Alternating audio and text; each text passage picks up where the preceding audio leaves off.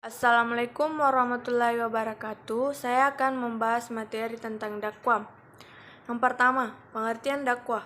Dakwah merupakan aktivitas yang sangat penting dalam Islam. Dengan dakwah, Islam dapat tersebar dan diterima oleh manusia. Sebaliknya, tanpa dakwah Islam akan semakin jauh dari masyarakat dan selanjutnya akan lenyap dari permukaan bumi dalam kehidupan masyarakat. Dakwah sangat berfungsi menata kehidupan yang agamis menuju kehidupan masyarakat yang harmonis dan bahagia. Ajaran Islam yang disiarkan melalui dakwah dapat menyelamatkan manusia dan masyarakat pada umumnya dari hal-hal yang dapat membawa kita kepada kehancuran. Kemudian, definisi tersebut memiliki 3 unsur pokok, yaitu 1. Dakwah adalah proses penyampaian Islam dari seseorang kepada orang lain.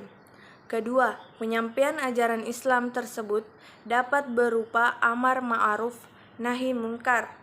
Ketiga, usaha tersebut dapat dilakukan secara sadar dengan tujuan terbentuknya suatu individu atau masyarakat yang taat dan mengamalkan sepenuhnya seluruh ajaran Islam. Kemudian, tujuan dakwah Islam dengan mengacu pada kitab Al-Quran sebagai kitab dakwah antara lain dirumuskan sebagai berikut. Yang pertama, merupakan upaya mengeluarkan manusia dari kegelapan hidup menuju cahaya yang paling terang. Kedua, menegangkan sifat Allah atau celupan hidup dari Allah dalam kehidupan makhluk Allah. Ketiga, menegangkan fitrah insaniah. Keempat, mempromosikan tugas ibadah manusia sebagai hamba Allah. Kelima, mengestafetkan tugas kenabian dan kerasulan. Keenam, menegakkan alkulturasi, pemeliharaan jiwa, akal, generasi, dan sasaran hidup. Dan terakhir, ketujuh, perjuangan memenangkan ilham takwa atas ilham jujur dalam kehidupan individu, keluarga, kelompok, dan komunitas manusia. Selanjutnya, unsur-unsur dakwah. Pertama, sebagai dai atau komunikator itu dapat dikelompokkan menjadi 2, yaitu secara umum adalah setiap muslim atau muslimat yang mukallaf atau dewasa, di mana bagi mereka kewajiban dakwah merupakan suatu yang melekat, tidak terpisah dari misinya sebagai penganut Islam. Kedua, secara khusus adalah mereka yang mengambil keahlian khusus dalam bidang agama Islam yang dikenal dengan panggilan ulama. Kedua, objek dakwah atau ma'du. Objek dakwah adalah manusia yang menjadi mitra dakwah atau menjadi sasaran dakwah atau manusia penerima dakwah baik secara individu, kelompok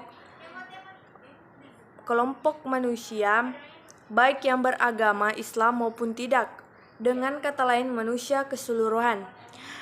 Dai yang tidak memiliki pengetahuan yang cukup tentang masyarakat yang akan menjadi mitra kedakwahnya adalah calon-calon dai yang akan mengalami kegagalan dalam berdakwah. Selanjutnya, materi atau pesan dakwah atau makda. Materi dakwah adalah pesan-pesan atau segala sesuatu yang harus disampaikan oleh subjek kepada objek dakwah, yaitu keseluruhan ajaran Islam yang ada di dalam kitabullah maupun sunnah rasulnya. Pada dasarnya, materi dakwah Islam tergantung pada tujuan dakwah yang hendaknya dicapai, namun secara garis besar, materi dakwah dapat diklasifikasikan menjadi 3 hal, yaitu masalah akidah, masalah syariah, dan masalah akhlak. Selanjutnya, media dakwah atau wasilah. Media dakwah adalah segala sesuatu yang dapat dijadikan sebagai alat untuk mencapai tujuan dakwah yang telah ditentukan.